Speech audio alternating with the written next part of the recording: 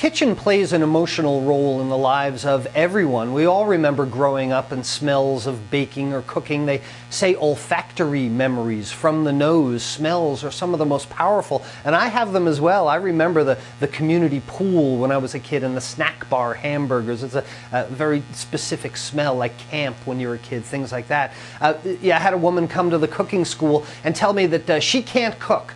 She can't cook. She's here to learn how to cook, and a great place to come. Later on that evening, she told me that her mother, when she was a child, would always tell her, "Get out of the kitchen. You're going to mess things up. You're going to ruin things. This is not a place for children." And now she wants to know why she can't cook. Well, I'm not a psychologist, but I do know that magirochophobia can negatively impact your life, and potentially in 10 ways that I want to share with you so you can identify. Perhaps there's anxiety. What to cook every night is an anxiety-producing experience. How do you come up with new dishes all the time? Maybe there's a depression or a malaise that comes with eating the same thing again and again. You know how to cook 5 things, you eat it over and over again.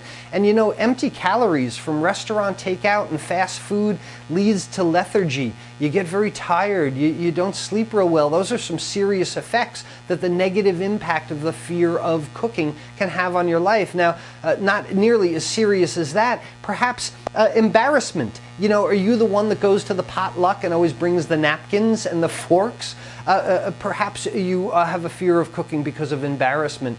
You know, there are the anxiety that it produces, the loneliness potentially that your fear of cooking can produce, because it can bring your family together at mealtime. It's a social time. When I was a chef at an assisted living home, it was amazing how the older people told time, socialized, did everything at meal times. You can bring this back to your family. Perhaps one of the negative impacts of your fear of cooking is the deadbeat syndrome. Have you been invited to dinner by someone a bunch of times and never returned the favor? This leads to the poor provider syndrome. Do you have guilt over feeding your children lousy food? Are you a taker, perhaps, not a giver, and this is causing your fear, or your fear is producing this? In other words, your spouse or partner cooks for you all the time and you never cook for them? Maybe it's the spendthrift negative impact on your life. Do you have a whole bunch of kitchen gadgets that you don't know how to use? Do you have a multi-$1,000 range that makes popcorn? These are things, certainly, that can prevent you from cooking. And you know what? You do overspend. The anxiety that money spent on takeout, money spent on wasted food produces. You don't have to suffer these effects of magirochophobia.